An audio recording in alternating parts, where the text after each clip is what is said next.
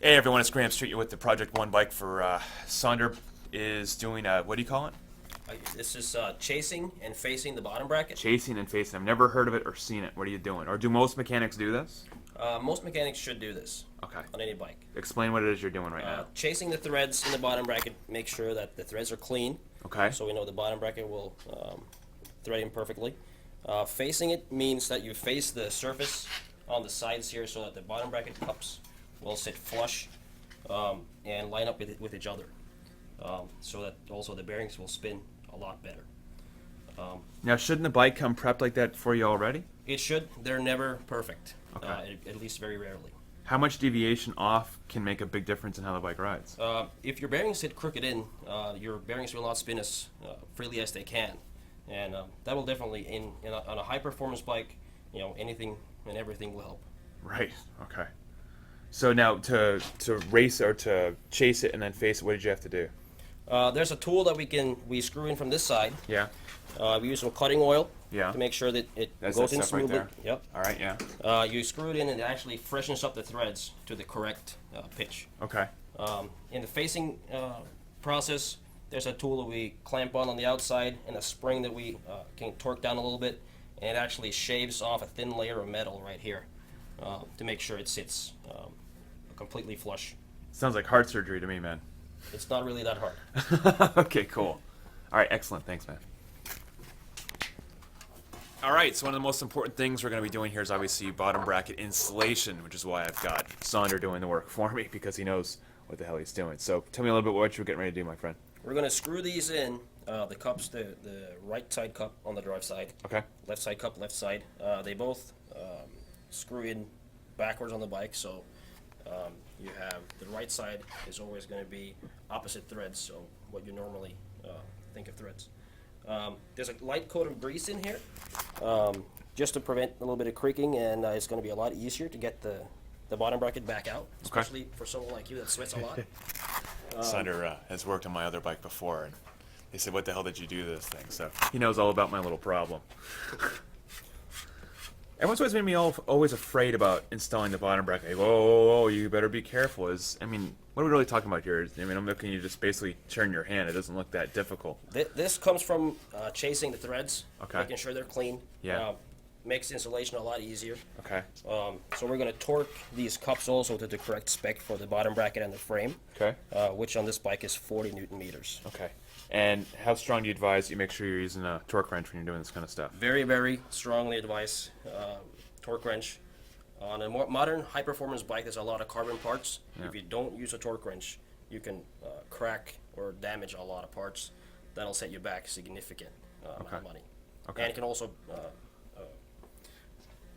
make you crash or something if it fails. Right. Now talk to me a little bit. This is the saw bottom bracket, as you know, from ROTOR. ROTOR got me this. Tell me, you've installed one of these before. What makes this unique for a bottom bracket? Saw meaning self-aligning bottom bracket. What does that mean, though? It means that the cup here, this little nylon cup, actually pivots a little bit on the bearing. Okay. So no matter how you put it through, it will always sit. The bearing will always spin freely since it aligns itself on the bearing. And that's a good thing, obviously. That's a great thing. Okay. That means that the step we took with the facing technically isn't that important. Right. But this will help even more. Okay, good.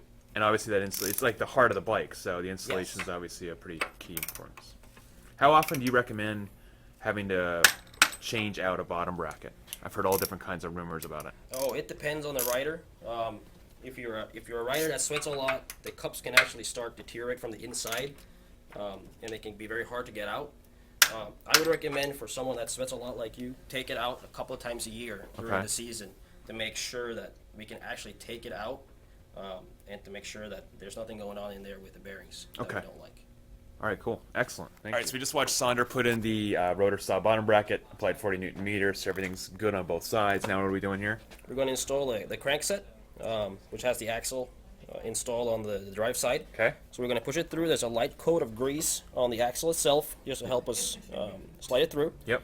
We're going to install the left side crank arm and apply the appropriate torque on the pinch bolt to keep the crank arm on. Okay. Seems simple enough. Look at how gorgeous that crank set is, man.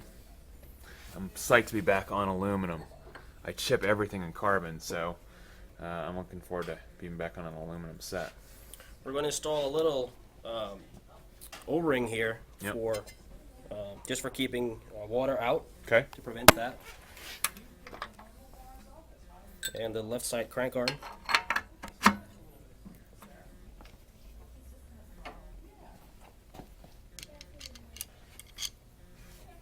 And that bolts in. This screws in, and this one sets preload on the bearing itself. Okay. And we can adjust that to where we can find where it spins the freest and has no play in it.